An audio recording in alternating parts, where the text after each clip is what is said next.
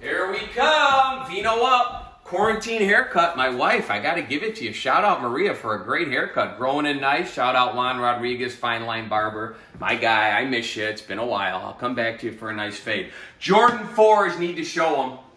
This is the ones he hit the shot over Elo with, the Spike Lee commercials. Probably the best Jordans ever. My only pair that I got from my parents. Who could afford Jordans, right? We're from Galewood. But I did get the Jordan 4s 1988 summer off. Here's what I'm saying. Today is the day, April 29th. It's my father's birthday, like I told you. Now, are we going to sit here and just be downtrodden all day? We've done that enough the last 5 weeks. Everybody listening to. We're going to be happy like my dad was. In the kitchen, cooking, with a drink. My drink's a little different than his. I didn't want to go martini. I might be running around here like a wild Indian. So I just stuck with my Vino. If you guys want to have a martini, 3 olives. I was sucking on those olives since I was 4 years old, okay? They're great.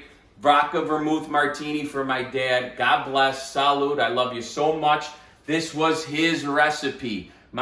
We got one pick every year. What the pick was, what do you want for dinner? My dad cooked every night. My mom cooked every night. But we never got to pick what we ate. For our birthdays, we did. Up until I was like 12 or 13 years old, what did I want? Pasta. Ain't nothing. I was a bag of bones, 80 pounds, right? But then I started, venturing out. I'm like, what is that you're eating, Dad? That's Saltimbocca. That's veal. Boom. What does it mean? Jumps in the mouth. Don't be scared by the name. It's a big name. Easy to make. And we're making it the right way from Italy, which he got the recipe in the 1950s and has stuck with it ever since. He's seen this at restaurants and he said, that is not Saltimbocca. They had cheese, they had sauce, they had this, they had that. This is simple. You could add that. It's their little version of it to sell to the restaurant, the people in the restaurant. We're doing it my dad's way on his big day. You're going to love it. And the good thing about it is the taste is great and it's so easy to make. Do not be scared of it. So, Jordan 4s, Vince Aiello, that was for you, and Larry Moore. I told you I'd come back with them. Best Jordans ever. Look at those backs skying in the air. Okay, we are ready to start. Cooking, I got my Vino Up shirt. MJM supplied it. Vino Up, tip of the cap, shout out. Here we go. Fastest talker in the West, I told you. I'm changing one thing to this recipe and one thing only. What do you think it is? My dad never cooked with a secret weapon. I cook with Basari, okay? He wouldn't have put Basari on it. Everything else is simple and the same. Okay. These beautiful veal cutlets. Look at them. I want you to look at those cutlets. Pounded out. They were pounded out for me. Why? Veal shortage. I can't get veal. I called 10 places, couldn't get veal. Okay, no one's ready for veal today. I called Bellinote, and what did they do? Ramon delivered me veal cutlets, perfectly slammed. Mikey Mallet didn't have to use the mallet. Look at how beautiful these are. Are we going to fill them up? Thank you, Bellinote, one of our small restaurants here. Okay, I'm just going to go little Bosari. Why only a little? Because what are we going to put on it? Little white pepper. We are going to put prosciutto on there, and that's loaded with salt. So I'm going white pepper, little Basari, dashers. Ooh, look at it dash. Now, so gorgeous, that Basari. Okay, now all I'm doing is taking my prosciutto di Parma. Do not go against it. Do not get anything else but prosciutto di Parma. If it's too expensive, I understand. Use what you could get. You could also use a pancetta, some sort of ham, but we love prosciutto. That's what the recipe calls for. Okay? Now we go sage. You could use ground sage if you do not like the leaves. These leaves smell so good, and what they do to this dish, infused, Joey Nardi, with the wine, butter sauce, it'll knock your socks off, okay? So we go with our sage. Now, some people like to just stick it right in, kind of like... Once you put it down, going the other way. I'm putting it down this way. No, but the no, sage this then way? then it goes into the whole piece. Vertical sage. I'm a vertical sage guy, always have been. Doesn't make much sense. Instead of going toothpick just to hold the sage onto the prosciutto, we're going to roll it like our brajol, right? We're going to roll them. Roll them right up, real nice. Okay? Look at those. Again, I need you, camera woman, to get in there, okay? Veal cutlet, prosciutto, sage, Bossari, salt, pepper. Are you running yet? Are you scared? I'm not. Don't be scared of the long name. Okay? Okay, we'll put a couple toothpicks in there.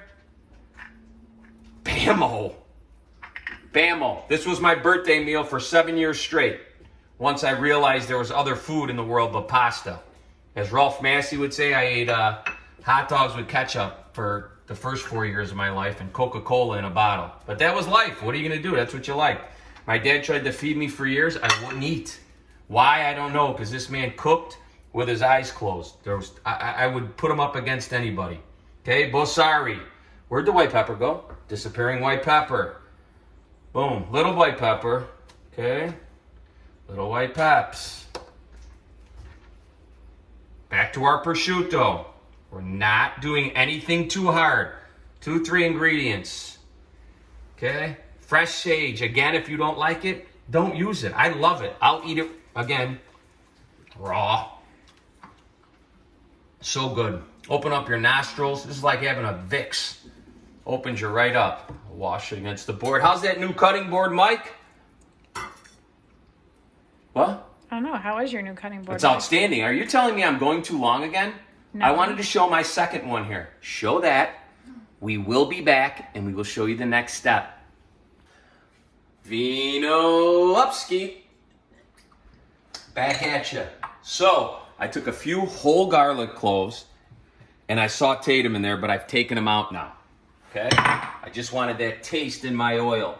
I put 2 little slices of butter. What do you call those again? Tablespoons? Tablespoons, whatever. Now, I put my veal. We line them up. Okay? Look at how nice these look. So easy, too. Do not be scared of the name.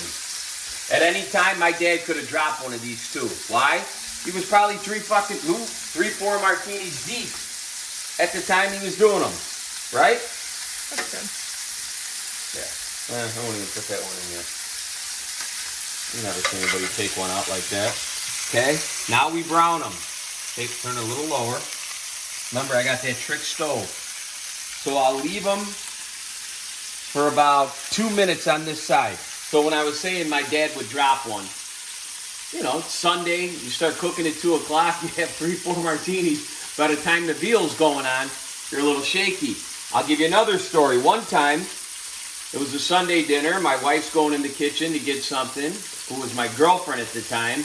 And my dad used to walk around with a big cutting board every time he had to take a roast or some kind of meat out. So he goes in the oven. He takes, we had an oven right here, call it.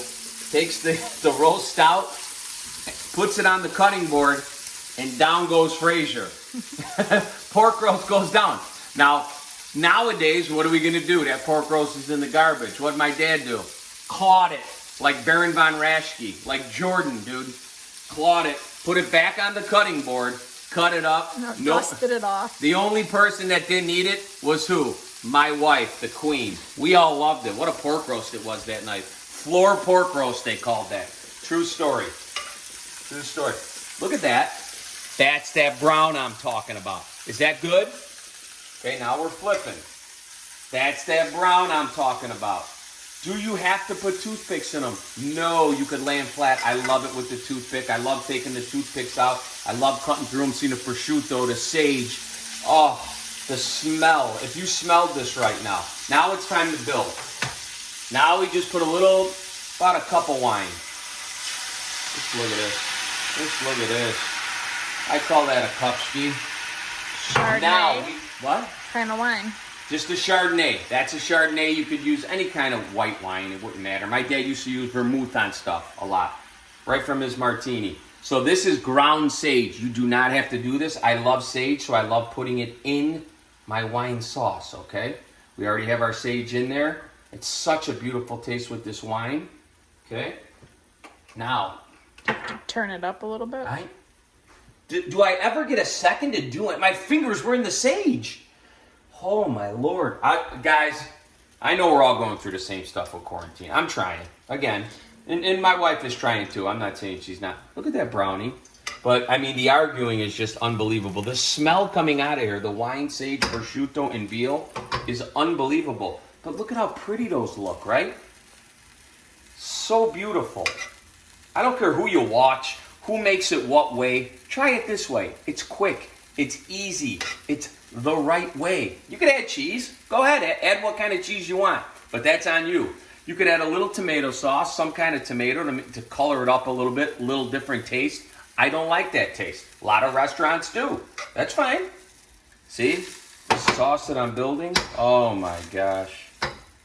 Oh my gosh. Okay, we will come back. We will show you the finished product. Let's show a little spinach right here. I want to tell you what I did with my spinach. I did spinach, sauteed, garlic, salt, pepper, Parmigiano Reggiano. It's expensive, but it changes the way you eat. Thank you.